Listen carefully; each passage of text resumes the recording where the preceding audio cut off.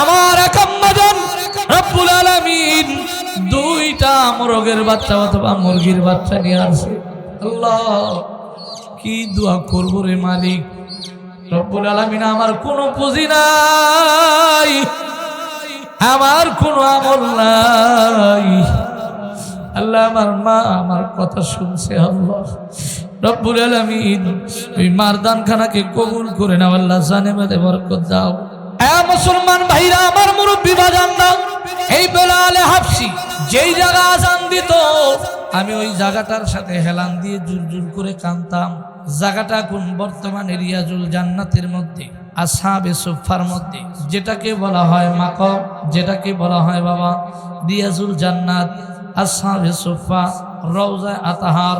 আল্লাহর রসুল যেখানে শুয়ে আছেন বাবা, তাম পৃথিবীর মধ্যে বাবা ওই একটাই জায়গা হলো কার আসল জান্নাত, এটা হলো কার আমরা বলছি নকল জান্নাত।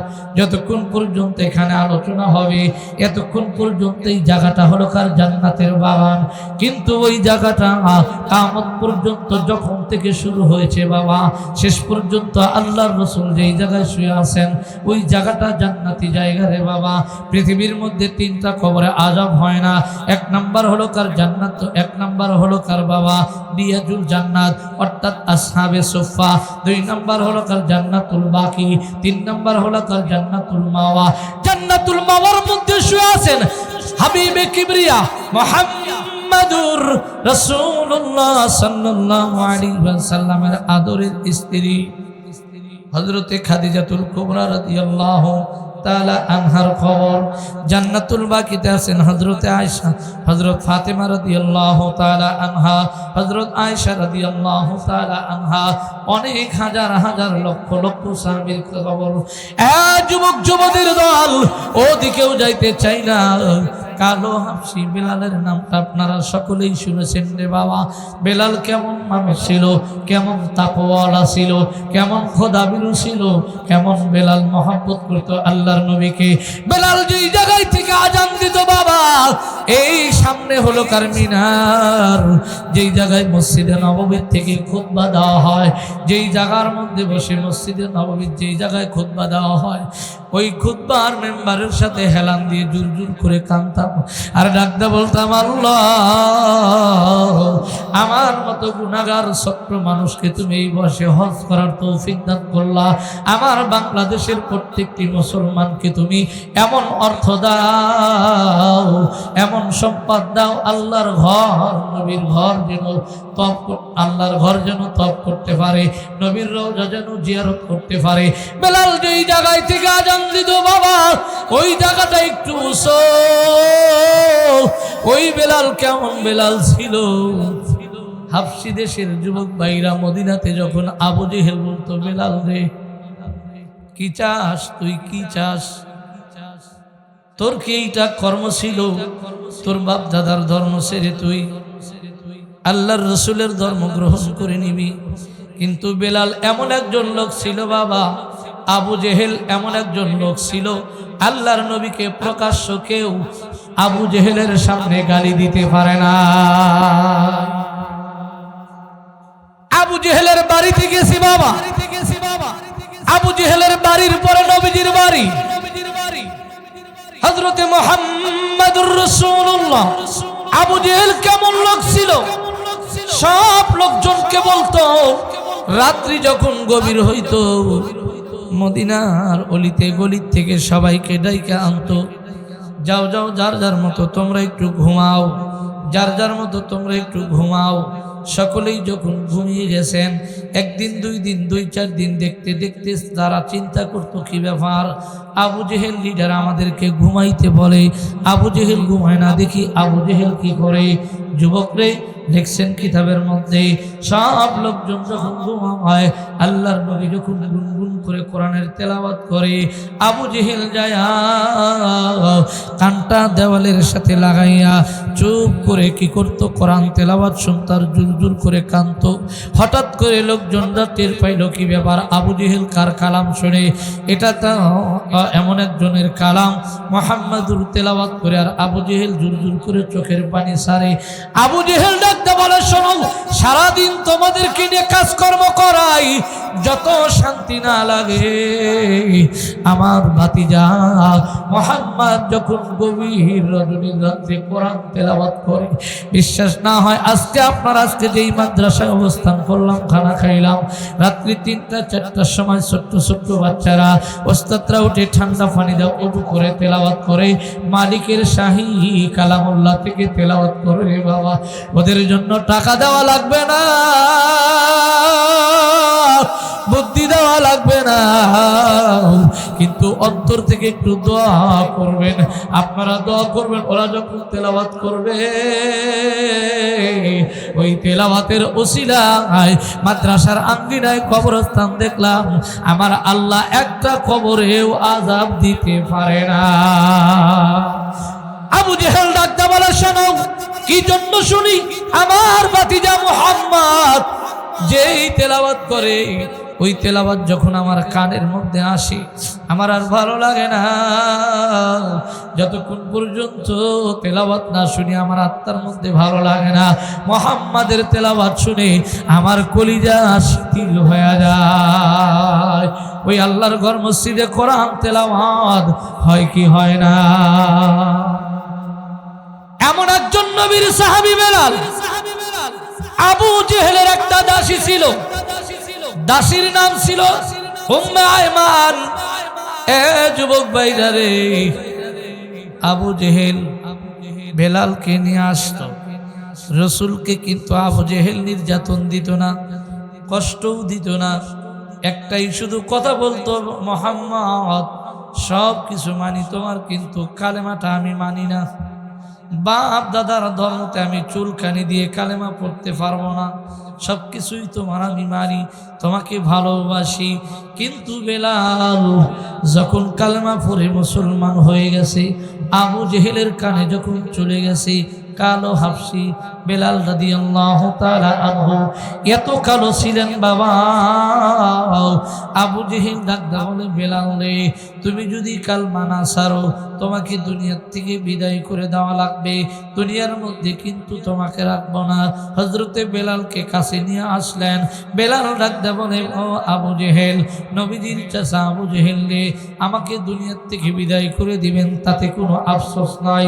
ওয়াল্লাহি বিল্লাহি, আল্লাহর কসম, কালেমার জন্য যদি জান দিতে হয় জান দিতে প্রস্তুত আছি, কিন্তু এক আল্লাহ মুহাম্মাদের ধর্ম ছাড়তে রাজি না।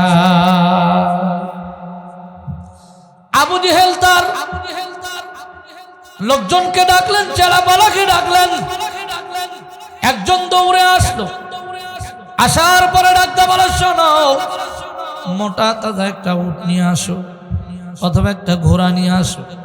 নিয়ে আসলো, ঘরের মধ্যে দেখো কিছু রশি আছে, রশিগুলো নিয়ে আসো বাবা, খুব খেয়াল, এখানে কেউ কথা বলবেন না।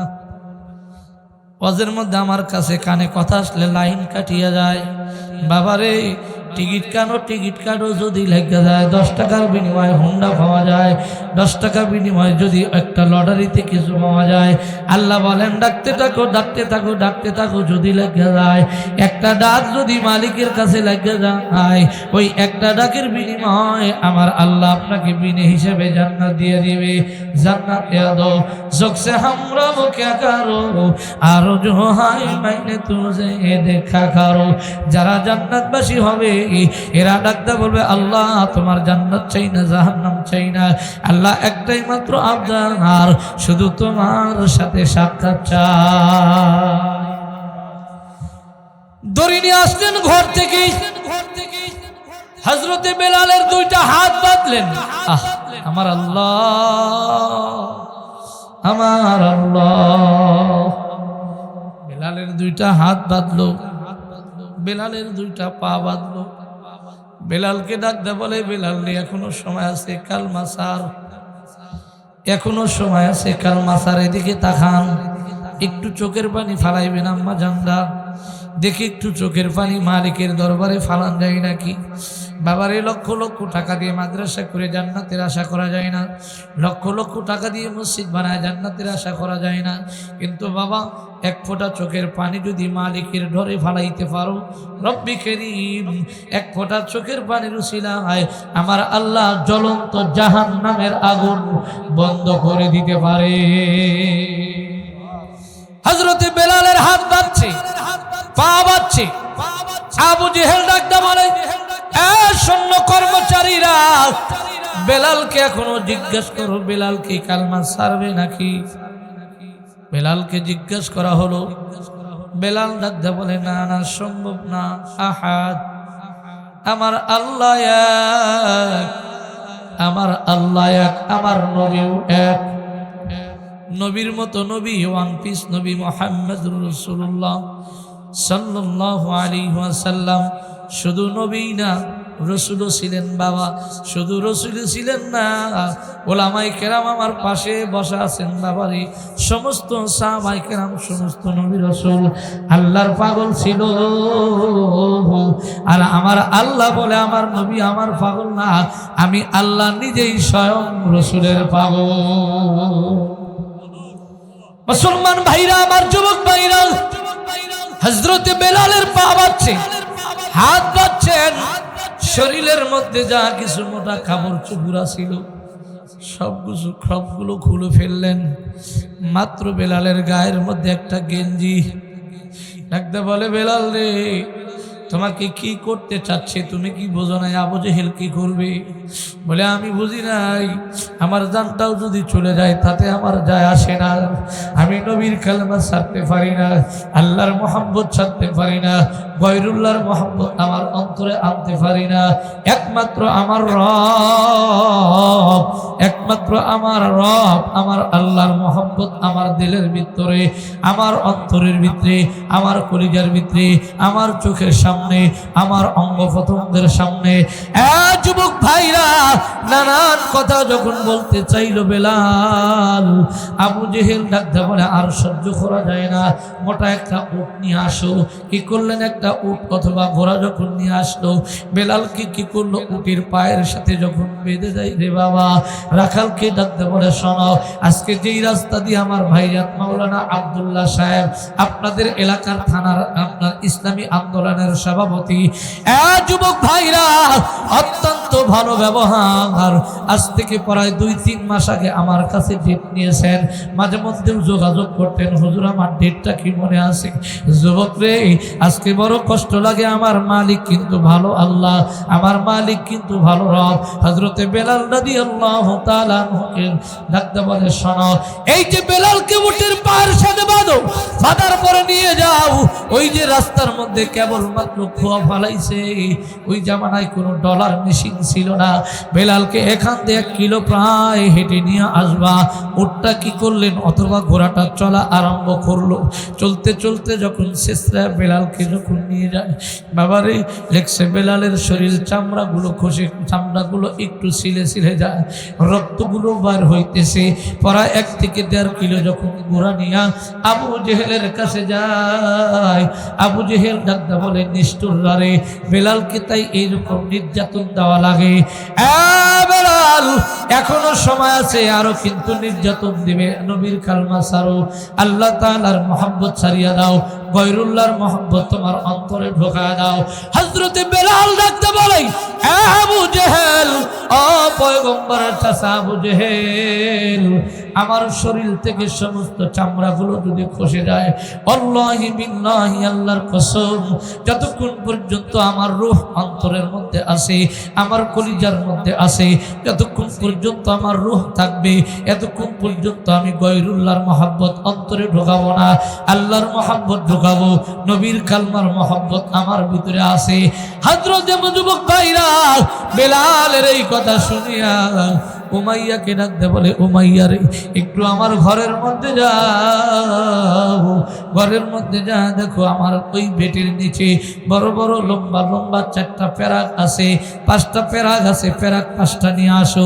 উমাইয়া কি করলেন, যখন পেরাক 5টা নিয়ে আসলো, মুসলমান ভাইরা 5টা পেরাক যখন আবু জেহেলের হাতের মধ্যে দেয়, আবু জেহেল ডাকতে বলে, বেলাল রে, পেরাক গুলো কি দেখছো?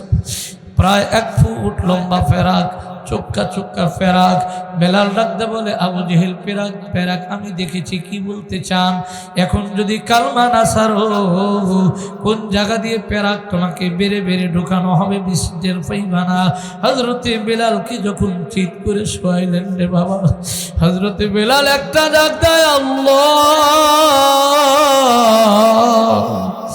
জীবন দিতে রাজি আছি, কিন্তু নবীর কালমা ছাড়তে রাজি নাই।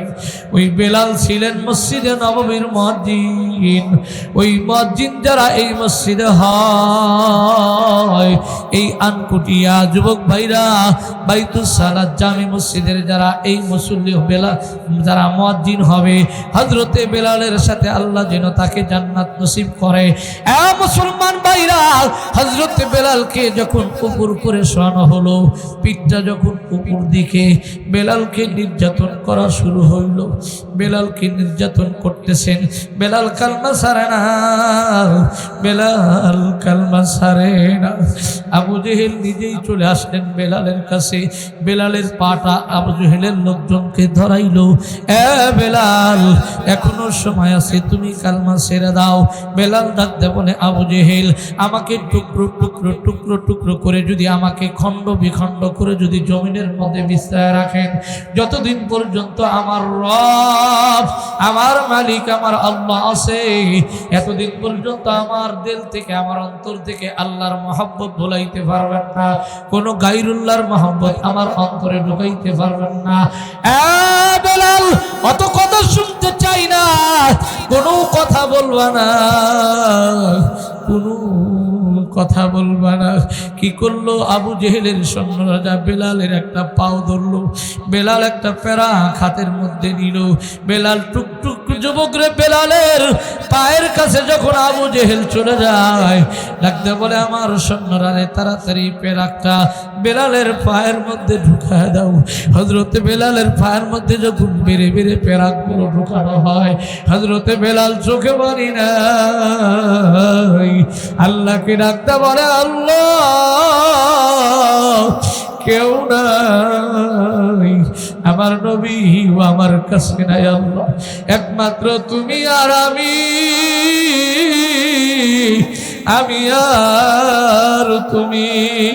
এই জন্য হাদিসের মধ্যে আসছে, আল্লাহর কোন বান্দা যখন মসজিদের মধ্যে যা সেজদা দেয়, অথবা বাড়ির মধ্যে সেজদা দেয়, সেজদা দেওয়ার পরে 2টা হাত যখন জমিনের মধ্যে বিছায়া বলে, সুবহানা রাব্বিয়াল আ'লা, ওই বান্দা যখন মালিককে ডাকতে বলে, আল্লাহ আপনি পুত পবিত্র, একবার নয়, 2বার নয়, 3বার যখন বলে পুত পবিত্র, আমার আল্লাহ প্রথমবারের মধ্যে একবার ডাক দিলে আল্লাহ বান্দার সামনে দাঁড়ায় যায়, দ্বিতীয়বার ডাক দিলে আল্লাহ পাক কুদরতি হালাত ওই বান্দার কাছে বসিয়া যায়, 3 নাম্বার বান্দা যখন ডাক দেয়, আল্লাহর কুদরতি 2টা হাত বান্দার সিনার মধ্যে ঢুকায়া ডাকতে বলে, আব্দুর রহমান, আব্দুর রহিম, আব্দুল্লাহ, আমি আর তুই, তুই আর আমি, তুমি আমাকে 3বার সুবহানা রাব্বিয়াল আ'লা বলে পুত পবিত্র বলেছো। পৃথিবীর কোন মানুষ যদি পুত পবিত্র না বলতো, আমার কোনো ক্ষতি হইতো না, আমার কোনো লাভ হইতো না, তবে আমাকে পুত পবিত্র বলার কারণে আমি আল্লাহ তোমার সিনার মধ্যে 2টা হাত ঢোকায় দিয়া আল্লাহ ডাকতে বলে, বান্দারে আমি আর তুই, তুই আর আমি, তুমি যখন আমাকে একবার আল্লাহ কয়া ডাক দিছো, সুবহানা রাব্বিয়াল আ'লা বলে ডাক দিছো, আমি আল্লাহ সহ্য করতে পারি নাই। ওই আনকুটিয়ার মুসল্লির ডাকতে বলে, ও আনকুটিয়ার মুসল্লিরা, আমি আর তুই, তুই আর আমি আল্লাহ তোমার জিন্দেগীর গুনাহগুলো মাফ করে দিলাম, বরংস গুনাহ মাফ করলাম না, বরংস তোমার আত্মাটাও পবিত্র বানায় দিলাম। মুসলমান ভাইরা, বেলালের পায়ের মধ্যে পেরাক ঢুকায়, বেলাল তো চিৎ করে শোয়ানো আছে, বেলাল কোনো কথা বলে না।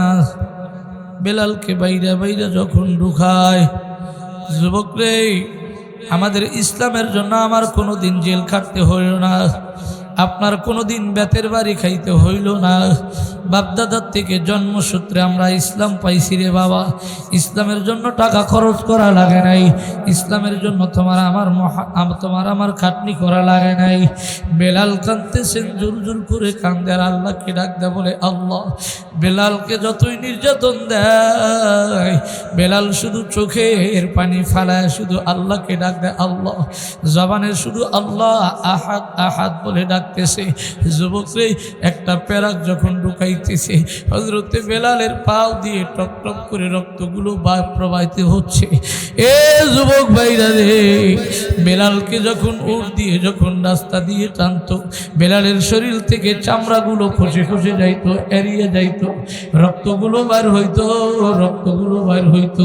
ওই গেঞ্জিটার সাথে রক্ত ভরতো। ওই বেলালের জন্য কার মহাব্বত আছে বাবা? ওই আদরের কার মা নাই? ওই আদরের কার বাবা নাই? আদরের কার শ্বশুর শাশুড়ি নাই? হযরতে বেলালকে আরো 4টা প্যারাক ঢুকাই রে বাবা, সময় পাইলে আমি বলে যাব। এই জন্য আমি আপনাদের কাছে 10টা থেকে 15 মিনিট সময় নিলাম, 10 থেকে 15 মিনিট সময় নিলাম, একটু আল্লাহর ঘরের জন্য হাত পাতলাম। আসহাবে সুফার মধ্যে বাবা হযরতে বেলালকে কিভাবে যাইতে দিবেন, বেলাল কি কাজ করবেন? নবীজির রওজার পাশে দাঁড়ায় দাঁড়ায় কেমনে আজান দিবে, মসজিদে নববীতে আজান হবে, নবীজি এসে ইমামতি করবে, আজান ঠিকই হয়,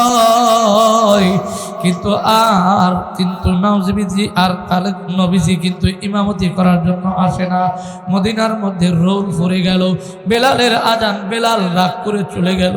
যেই নবী মদিনায় নাই, যেই নবী মক্কায় নাই, ওই মক্কার মধ্যে আমি বেলাল কেমনে থাকবো? আমি আজান দিছি, বেলাল আজান দিত মদিনার নবী হাইটা হাইটা মসজিদে বাবা কাবা করে ইমামতি করার জন্য চলে যাইতো। মুরব্বী বাজানরা, ও আনকুটিয়ার আম্মা জানরা, একজন আম্মা জানের কাছে আমি একটা নাক ফুল চাই। কোন আব্বা জান আছে 10,000 টাকা, 5,000 টাকা? কোন আব্বা জান আছেন হুজুর আমার বেলালের পায়ের মধ্যে যখন প্যারাক ঢুকাইল, যুবক ভাইরা, আবু জেহেল ডাকদা বলে, বেলাল কেবলমাত্র একটা প্যারাক ঢুকাইলাম, আরো কিন্তু 4টা প্যারাক তোমার আমার হাতের মধ্যে আছে। বেলাল রে, শুধু ইসলামের জন্য এত কষ্ট তোমার কেন ভোগ করা লাগবে? এত নির্যাতন কেন তোমার সহ্য করা লাগবে?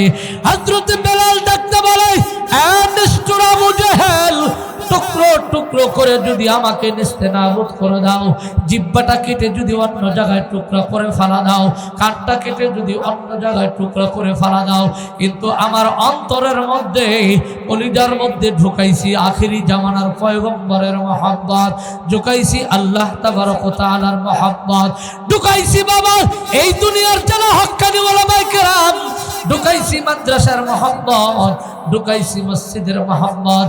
আবু জেহেল, নিষ্ঠুর আবু জেহেল, যত শাস্তি দেওয়া লাগে দে, আমার কোনো আবদার নাই। আবু জেহেল কি করলেন, আর একটা প্যারাক বাবা হাতের মধ্যে দিয়ে যখন ঢুকাইতেছে রে বাবা, হযরতে বেলালের কোনো শব্দ নাই। বেলাল পায়ের মধ্যে দিয়ে প্যারাক ঢুকায়, কোনো শব্দ নাই। বেলাল একটাই শব্দ চিত হয়ে বলছে, আহাদ, আল্লাহ রব্বি করিম, কেউ নাই, আমার শাস্তি তো একমাত্র আপনি দেখতেছেন আল্লাহ। আমি কোন নিয়েতে প্যারাক ঢুকাইতেছি আমার পায়ের মধ্যে, প্যারাক ঢুকায় আমার হাতের মধ্যে, প্যারাক ঢুকায় 2টা হাতের মধ্যে, 2টা পায়ের মধ্যে। যুবক লাশ মুহূর্তে পয়গম্বর আল্লাহর নবীকে ডাক দেয়, বেলাল ডাক দেয়, আমার নবী, দুনিয়ার থেকে যদি আমি আগে চলে যাই।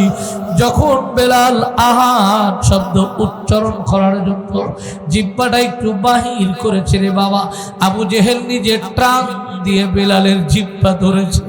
জিহ্বা ধরে ডাকতে বলে, বেলাল রে, এখনো সময় আছে, ছেড়ে দে কালমা, নাইলে আর মাত্র একটা প্যারাক আছে তোর জিহ্বার মধ্যে ঢুকানো হবে রে বাবা। আল্লাহ আল্লাহ, বেলালের জিহ্বার মধ্যে যখন প্যারাক ঢুকানো হইল, বেলালের জিহ্বা যখন কি করলেন, রক্ত বের হচ্ছে। বেলাল ওই দিন থেকে আর শির উচ্চারণ করতে পারে না। বেলাল ডাকতে বলে, আল্লাহ আল্লাহ রব্বুল আলামিন। কি নাম? আল্লাহ। কি নাম? আব্বু আল্লাহ। তানবীর মুস্তাকিম দোয়া চায় আল্লাহ, 500 টাকা দিয়ে দোয়া চায় আল্লাহ কবুল করেন আল্লাহ। সুলাইমান হোসেন খন্দকার নগদ আল্লাহ 500 টাকা, 20 কেজি ধান আল্লাহ বানায় দাও মান সম্মান। রব্বি কারীম দানগুলোকে কবুল করেন আল্লাহ, জানে মানে বরকত দান করেন আল্লাহ। আমার আল্লাহ, আসেন একটু তাড়াতাড়ি আসেন, আর লম্বা চূড়া আলোচনা নয়। রাত্রি 12টার উপরে বেঁচে গেছে, উপর থেকে নির্দেশ 12টার উপরে ওয়ান করবেন না। এরপরেও মসজিদ আমি আপনাদেরকে নিয়ে আলোচনা করতেছি, আপনাদের আসার ব্যাপারে আজকে আমি মুগ্ধ হয়ে গেছি, আমার কলিজাটা ঠান্ডা হয়ে গেছে। আনকুটিয়ার মারা একটা মাত্র মোরগ বা মুরগি চাইছিলাম রে মা, অথবা একটা আন্ডা পাঠায় দেন। দিন তো অনেক আগেই পেরেছে, রাত্রি কিন্তু 12টা বেজে গেছে। এখন যদি 1 মিনিট বন্ধ না করি, আদালতে মামলা দিয়ে আমার নামে কিছুই করতে পারবেন না। কারণ যখন রাত্রি 12টা বেজে যায়, তখন 30 তারিখ কইরা গেছে। কথা কয় না? আপনারা দাওয়াত দিয়েছেন আমাকে 29 তারিখ, 30 তারিখের দেন নাই। কথা কয় না? যেহেতু আগামীকালের প্রোগ্রাম আলাদা, যদি বলে হুজুর এখন এসে বয়ান করেন, তাও যাওয়া যাইতে পারে। এরপরেও মসজিদ, আপনারা জান্নাতি মানুষগুলো দেখে আমার ভালো লাগতেছে। আপনাদের ব্যবহারগুলো কত সুন্দর, কোনো পারাপারি নাই, কোনো হরাহরি নাই।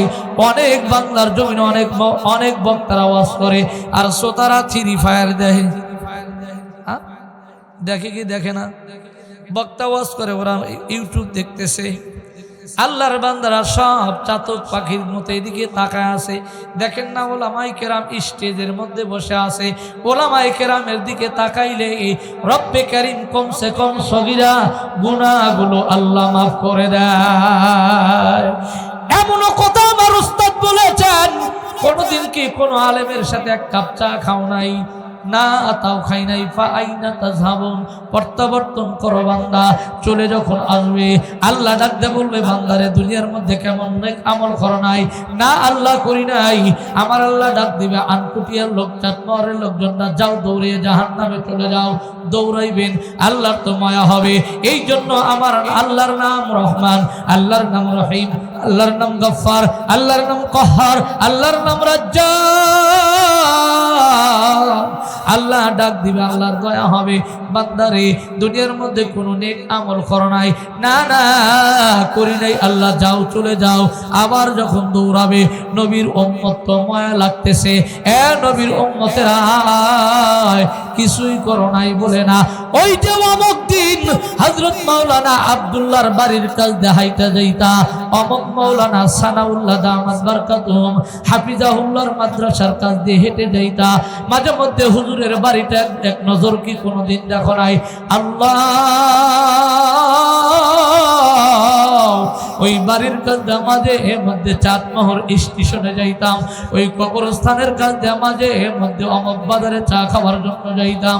আমার আল্লাহ রহমান, আমার আল্লাহ রহিম ডাক দিয়ে বলবে, বান্দা হুজুরের বাড়ি দেখার কারণে ওই উসিলায় আমি আল্লাহ মাফ করে জান্নাত দিয়া দিলাম।